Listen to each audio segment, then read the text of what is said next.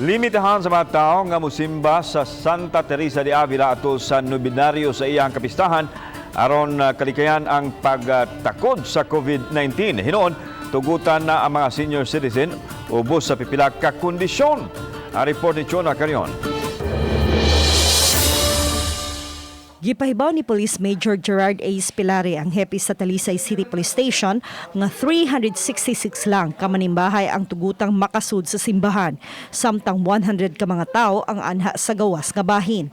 Atol unya sa pagsugod sa misa nobenaryo sa Kapistahan sa patrona nga si Santa Teresa de Avila.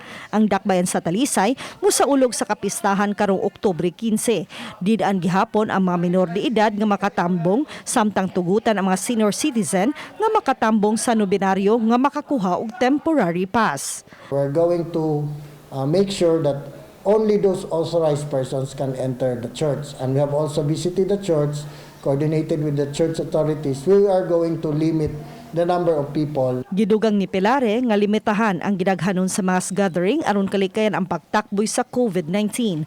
Nakasabot si Pilare nga kultura sa mga Pinoy nga maghikay gyud sa fiesta apan unta mag-obserbar gihapon sa health protocols.